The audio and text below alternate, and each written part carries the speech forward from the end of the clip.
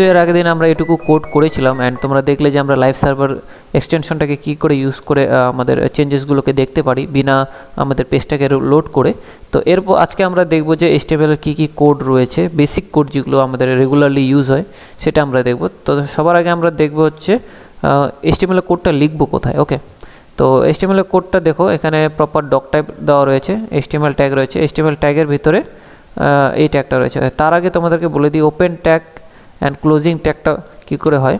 তো open tag means কি, যদি এই অ্যারো চিহ্ন, দুটো অ্যারো চিহ্ন যে রয়েছে এই অ্যারো চিহ্নের মধ্যে আমাদের ট্যাগগুলোকে লিখতে হয়। যদি আমি প্যারাগ্রাফ লিখতে চাই তাহলে পি ট্যাগ আমরা ইউজ করব অ্যান্ড এটাকে আমরা ক্লোজ করব। এটা ওপেন তো হয়ে গেলো কিন্তু এটা ক্লোজ হলো না, দেখতে পাচ্ছ এটা ওপেন হয়েছে কিন্তু এটাকে আমরা ক্লোজ করিনি। ক্লোজ করার জন্য করতে হবে কি, আবার সেমভাবে পি লিখবো কিন্তু তার আগে একটা স্ল্যাশ মেরে দেবো। ওকে, সো এটা আমার এমএডটা কাজ করছে যার জন্য আচ্ছা এবার ঠিক আছে। তো দেখতে পাচ্ছ এটা আমার পি ট্যাগটা ওপেন হয়েছে, তোমরা যদি খেয়াল করো পি ট্যাগটা ওপেন হয়েছে অ্যান্ড পি ট্যাগটা এখানে ক্লোজ হয়ে গেছে, সরি ক্লোজ হয়ে গেছে। এর ভিতরে তুমি যা লিখবে, যদি আমি লরেম এখানে ইউজ করি, লরেম 12 লিখলে এখানে আমার জন্য 12টা ওয়ার্ড জেনারেট করে দেবে। তো দেখতে পাচ্ছ অ্যান্ড এটাকে আমরা দেখতে পাচ্ছি এটা লাইনটা কেটে গিয়েছে। তো এটাকে আমরা ঠিক করার জন্য ভিউয়ে যাব, ভিউয়ে গিয়ে ওয়ার্ড র্যাপ করে দেবো। তো ওয়ার্ড র্যাপ করে দিলে প্রপার এখানে আমার একটা র্যাপিংয়ের মধ্যে চলে আসবে। ওকে, তো দেখতে পাচ্ছি আমরা লরেমকে ইউজ করে কী করে ডেমো টেক্সট জেনারেট করতে পারি, প্লাস আমাদের ওপেন ট্যাগ কী করে হয়, ওপেন ট্যাগ অ্যান্ড ক্লোজিং ট্যাগটা দেখে নিলে তোমরা। ওপেন ট্যাগ প্রপার দুটো অ্যারোর মধ্যে একটা ট্যাগ থাকে, যে কোনো ট্যাগ হতে পারে, অ্যাঙ্কার ট্যাগ হতে পারে, HTML এর হেডিং ট্যাগ হতে পারে, তারপর অন্য UL LI, ঠিক আছে, যত রকমের ট্যাগ দেখতে পাচ্ছ প্রত্যেকটা ওপেন হয়েছে। এখানে হেড ট্যাগটা ওপেন হয়েছে, হেড ট্যাগটা ওপেন হয়ে এখানে ক্লোজ হয়েছে। ওকে, টাইটেল ট্যাগটা এখানে ওপেন হয়ে এখানে ক্লোজ হয়েছে। ওকে, বডি ট্যাগটাই ওপেন হয়ে ক্লোজ হয়েছে, HTML ট্যাগটা ওপেন হয়ে ক্লোজ হয়েছে, এই যে এখানে ওপেন হয়েছে এখানে ক্লোজ হয়েছে। তো সেমভাবে আমাদের এইভাবে ফলো করে HTML ট্যাগগুলোকে ক্লোজ ওপেন মানে ওপেন করে ক্লোজ করতে হবে। ওকে, তো এখানে হেডিংয়ের পার্টে কি কি থাকে, হেডিং পার্টে হচ্ছে কিছু মেটা ট্যাগ, মিনস এখানে এগুলো তোমার রেসপন্সিভের জন্য ইউজ হয় এই ট্যাগগুলো। এই যে ভিউ পোর্টটা রয়েছে, মেটা tag view port with device with, মানে যে পেজটা যে রয়েছে সেটা প্রত্যেকটা ডিভাইসের জন্য উইথটাকে যেন আমাদের রেসপন্সিভ করে দেয়, তার জন্য এই কোডটা লেখা হয়েছে। ওকে, এটা না লিখলে কিন্তু আমাদের যে পেজটা রয়েছে সেটা কিন্তু রেসপন্সিভ হবে না। ওকে, রেসপন্সিভ কোড লিখলেও রেসপন্সিভ হবে না, এই ট্যাগটা আমাদের অবশ্যই দরকার। ওকে, তো হেডিং ট্যাগের মধ্যে আমরা এখানে CSS অ্যাড করতে পারি, যেমন CSS লেখার জন্য আমরা স্টাইল ট্যাগ রয়েছে, STYL স্টাইল ট্যাগ, দেখতে পাচ্ছ স্টাইল ট্যাগ আমার ওপেন ক্লোজ অটোমেটিকলি করে দিচ্ছে। এবার যদি আমি কোনো নোটপ্যাড বা আদার্স এডিটর আমরা ইউজ করতাম, মানে নর্মাল নোটপ্যাডে ইউজ করতাম, তাহলে কিন্তু আমাকে HTML স্টাইল ট্যাগটা ওপেন করে ক্লোজ করতে হতো, দেন ওপেন করতে হতো আগে, দেন তারপর আবার এটাকে ক্লোজ করতে হতো, তো অনেক টাইম যেত। তার থেকে VS কোড করছে কি আমার জন্য অর্ধেক কোড ওই নিজে লিখে দিচ্ছে। তো এটা হচ্ছে একটা ভালো আইডি ইউজ করার ফল আর কি, সুবিধা। তো স্টাইলটাকে তো আমরা এখন যাব না কারণ আমরা HTML শিখছি, এটা তো CSS এর জন্য ইউজ হবে, এখানে আমরা CSS কোডগুলো লিখবো, তো এটা জাস্ট আমি পরে দেখাবো। তো তার আগে আমরা দেখে নিচ্ছি কি কি রয়েছে হেডিং ট্যাগের মধ্যে। এগুলো মেটা ট্যাগ রয়েছে, এগুলো SEOর জন্য প্লাস উইডের জন্য, মানে রেসপন্সিভের জন্য এগুলো ইউজ হচ্ছে। টাইটেল ট্যাগটা আমাদের ইউজ হচ্ছে যে টাইটেলটা রয়েছে এই জায়গায় যে নিউ ট্যাব বলে, আমি এটাকে জাস্ট ওপেন করছি, ওপেন উইথ লাইভ সার্ভার করে। তো এখানে BT একাডেমি আমার টাইটেলটা দিয়ে রয়েছি। তো BT একাডেমি, এটাকে অন্য কিছু যদি লিখি হাই, তো এখানে দেখতে পাচ্ছ প্রপার হাই চলে এলো। ওকে, BT একাডেমি হাই। তো এটা বেসিক্যালি এই সাইটের টাইটেলটাকে ডিসপ্লে করানোর জন্য এটা একটা ইউজ করানো হয়। ওকে, তারপর আমাদের যে মেন কন্টেন্টটা থাকবে, আমাদের যে মেন ট্যাগগুলো থাকবে, কন্টেন্ট ট্যাগ কোথায়, সেই ট্যাগগুলো বডি ট্যাগের আন্ডারে হবে। যেহেতু আমাদের হেডটা মিনস হচ্ছে আমাদের মাথা হয়ে গেল, এটা পুরো হেডিং ট্যাগে চলে গেল, এটা আমরা দেখতে পাবো কিন্তু এটা উপরে থাকবে, মাথাটা রয়েছে, ধরে নাও এটা মাথার সাইডের, অ্যান্ড এখানে এর বডিটা রয়েছে। তো বডিটা বাকি পুরো নিচের জিনিসটা যে রয়েছে সেখানে আমাদের পুরো কন্টেন্টটা থাকবে সাইটের। তো ফার্স্ট অফ অল আমরা আমাদের ফার্স্ট ট্যাগ দিয়ে শুরু করছি। ফার্স্ট ট্যাগ রয়েছে হেডিং ট্যাগ H1। h1 ট্যাগটাকে ওপেন ক্লোজ করে দিলাম অ্যান্ড এখানে আমরা লিখলাম হ্যালো হ্যালো ওয়ার্ল্ড অ্যান্ড দেখতে পাচ্ছ h1 ট্যাগটাকে যদি আমি হ্যালো ওয়ার্ল্ড এখানে লিখেছি তো হ্যালো ওয়ার্ল্ড এখানে চলে এলো। ওকে, h1 ট্যাগের মধ্যে 6টা আমরা h1 ট্যাগ পাই, অর্থাৎ 6টা আমরা হেডিং ট্যাগ পাই, যেটার নাম হচ্ছে h1, h2, h3, h4, h5 and h6। ওকে, তো আমি তোমাদেরকে দেখিয়ে দিচ্ছি h2। ওকে, h2 এখানে চলে এলাম অ্যান্ড এখানে আমরা h3 করলাম, h4, h5, h6, h7। ওকে, h6 পর্যন্তই আছে। তো হ্যালো ওয়ার্ল্ডটাকে আমি সেম এটাকে কপি পেস্ট করছি অ্যান্ড কপি পেস্ট করার একটা সিম্পল পদ্ধতি রয়েছে, আমরা এভাবে কপি পেস্ট করতে পারি। ওকে, এক এক করে। আবার আমরা একটা শর্টকাট ইউজ করতে পারি, অল্ট প্রেস করে এই মাউস কার্সারটাকে যেখানে যেখানে ক্লিক করব সেখানে সেখানে সিলেক্ট হয়ে যাবে, মানে মাল্টিপল জায়গায় আমরা একই সাথে একই কাজ করতে পারি। এইভাবে কন্ট্রোল জেড, এবারে আমরা ডাইরেক্ট পেস্ট করে দিলাম, একইভাবে 3টা জায়গায় পেস্ট হয়ে গেল। সেমভাবে এখানে ডিলিটও করতে পারি এইভাবে অ্যান্ড আবার পেস্ট করে দিলাম। তো এগুলো কিছু ফাংশন মানে ইন্টারেস্টিং জিনিসগুলো রয়েছে, শর্টকাটগুলো রয়েছে, প্লাস টুলগুলো রয়েছে যেগুলো আমাদের কোডিং করতে অনেক হেল্প করে। তো দেখতে পাচ্ছ আমরা কত তাড়াতাড়ি সেম জিনিস রিপিটেডলি আমাদের করতে হলো না, এক শর্টকাটে আমরা কিন্তু লিখে দিলাম। অ্যান্ড এটাকে যদি আমরা রান করি তো দেখতে পাচ্ছ অটোমেটিক রান হয়ে গেছে অ্যান্ড এখানে h1 ট্যাগ, h2, h3 এর অটোমেটিক সাইজগুলো ডিফাইন করে রয়েছে। এটা ডিফল্ট সাইজ রয়েছে, এটাকে আমরা CSS দিয়ে স্টাইল করতে পারি। ওকে,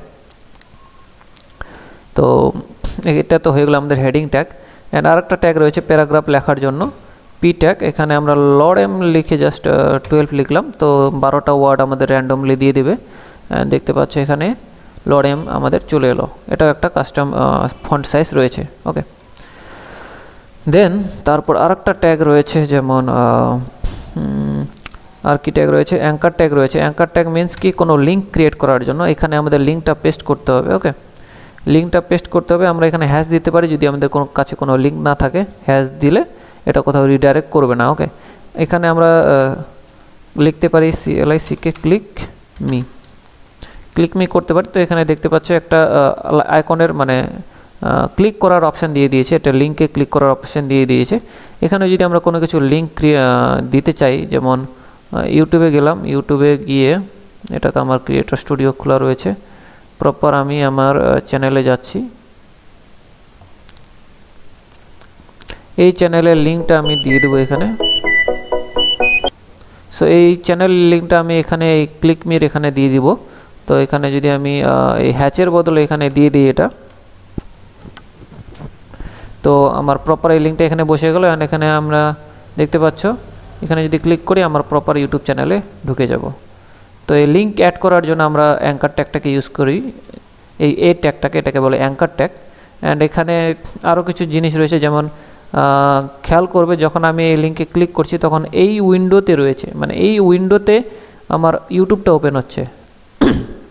ঠিক আছে, তো এতে আমার ফল্ট কি হচ্ছে, আমার যে ইউজারটা রয়েছে লিঙ্কে ক্লিক করার পর সে আমার সাইট থেকে বের হয়ে যাচ্ছে। ওকে, তো তাকে যদি আমি বলি যে তুমি এই লিঙ্কটাতে ক্লিক করো, বাট যে সাইটটা ওপেন হবে সেটা নিউ ট্যাবে একটা ওপেন হবে, এরকম নিউ ট্যাবে ওপেন হবে, তাহলে আমরা সেটাও করতে পারি। সেটা করার জন্য আমাদের করতে হবে কি, এখানে একটা আমাদের অ্যাট্রিবিউট অ্যাড করতে হবে। এগুলো হচ্ছে আমাদের ট্যাগ রয়েছে অ্যান্ড এটাকে বলে অ্যাট্রিবিউট, এটা লিঙ্কের অ্যাট্রিবিউট রয়েছে। আর একটা অ্যাট্রিবিউট আমাদের অ্যাড করতে হবে, যেটা হচ্ছে টার্গেট অ্যাট্রিবিউট। টার্গেট আমরা ব্ল্যাঙ্ক করে দেব। ওকে, BLANK ব্ল্যাঙ্ক। ওকে, তো দেখতে পাচ্ছেন এটা আমাকে শর্টকাটে দিচ্ছে যে কি লিখতে হবে। তো টার্গেট ব্ল্যাঙ্ক করে দিলাম, এখানে আমাদের অটোমেটিকলি রিলোড হয়ে যাচ্ছে, তার জন্য আমাদের বারে বারে রিলোড করতে হচ্ছে না। সো ক্লিক করলাম, তো দেখতে পাচ্ছ প্রপার ইউটিউবটা আমাদের নতুন উইন্ডোর মধ্যে ওপেন হয়ে যাচ্ছে। ওকে, তো এইটা তো হয়ে গেল। এরপর আমরা আরও কি ট্যাগ রয়েছে আমাদের এখানে, আরও ট্যাগ রয়েছে, যেমন লিস্ট, আমাদের যে বুলেট পয়েন্টগুলো থাকে 1 by 1 2 3 4 লিস্ট করলে থাকে, সেটাও একটা ট্যাগ আমরা ইউজ করি, যেটাকে বলে অর্ডার্ড লিস্ট বা আর একটা রয়েছে unordered list. Order list means কি, যেটাতে আমরা 1 নাম্বার 2 নাম্বার 3 নাম্বার করে নাম্বারিং হয়ে আসে, and unorder list means bullet হয়ে আসে। বুলেট মিনস হচ্ছে ডট ডট ডট ডট থাকে না, সে ওই জিনিসটা হয়ে আসে।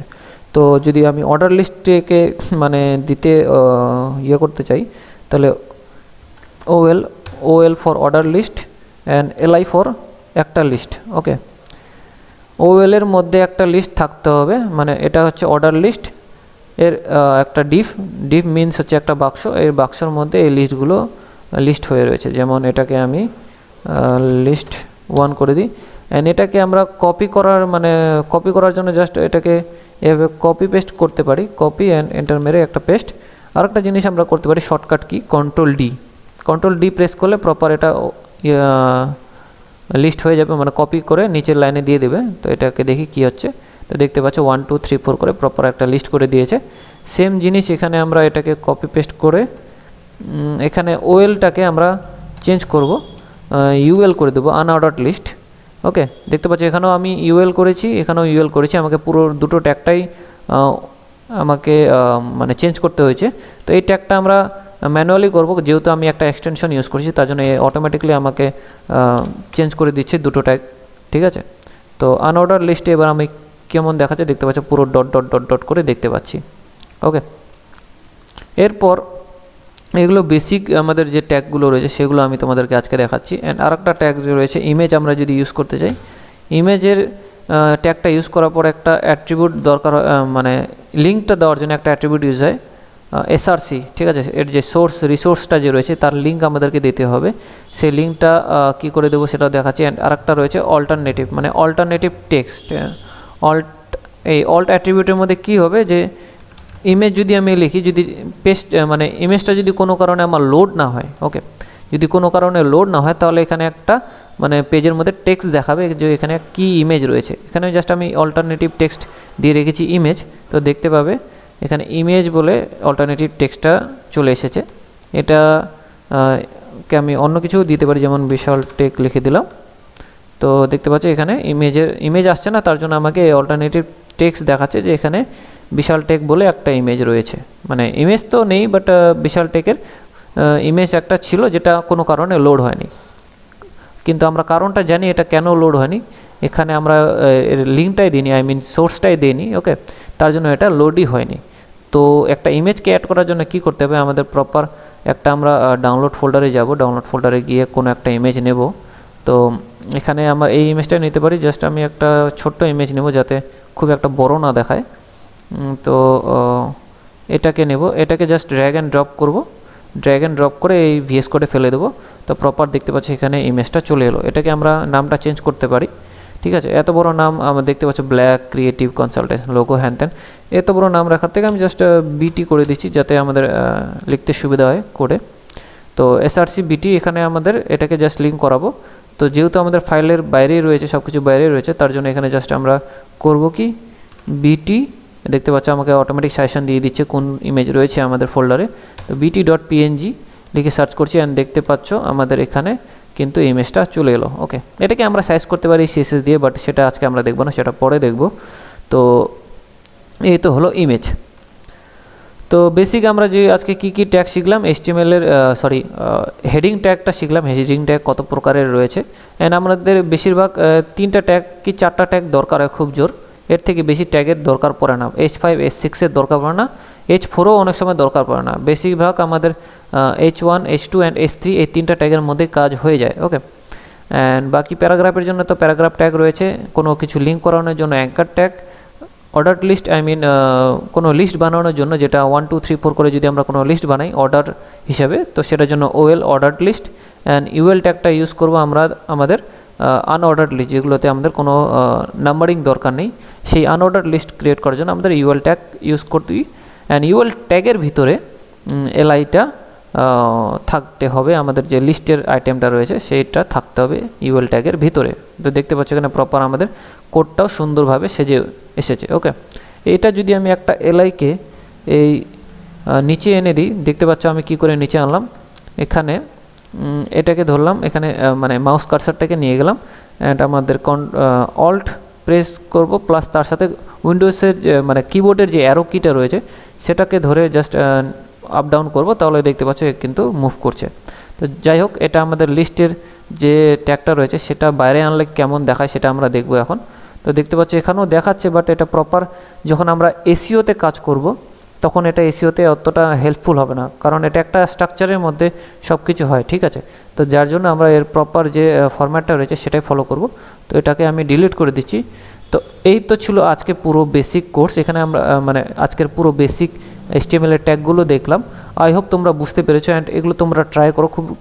খুবই সহজ জিনিস HTML, ঠিক আছে। এটাকে আমরা চাইলে 1 সপ্তাহের মধ্যে শেষ করে দিতে পারি, মানে ইট মিনস তোমাদের 3-4টা ক্লাসের মধ্যে আমরা এটা HTMLটাকে কভার করে ফেলবো যেটুকু আমাদের দরকার। HTML ট্যাগকে তো মানে কভার করা যাবে না, অনেক দিন টাইম লাগবে, কারণ HTML যদি আমি পার্টিকুলার HTMLটাকে ধরি তাহলে মানে অনেক বড় এর কন্টেন্ট রয়েছে। তো আমরা অত দেখব না, আমাদের যতটুকু দরকার সেটুকুই আমরা শিখবো, ওকে। তো আমাদের এই কতগুলো ট্যাগ আমাদের রেগুলারলি ইউজ হয়। আরও কিছু ট্যাগ রয়েছে যেগুলো আমরা এর পরবর্তী ভিডিওতে দেখব। তো আশা করছি তোমরা আজকের ক্লাসটা বুঝতে পেরেছো। কোনো কিছু যদি ডাউট থাকে, কোনো কোশ্চেন থাকে, অবশ্যই আমাকে ক্লাসে এসে জানাও, অথবা তোমরা ডাইরেক্ট মেসেজও করতে পারো হোয়াটসঅ্যাপে। তো আজকের জন্য এটুকুই ছিল। আই হোপ তোমাদের আজকের ক্লাসটা ভালো লেগেছে। তো আজকের জন্য এটুকুই, দেখা হচ্ছে পরের ভিডিওতে।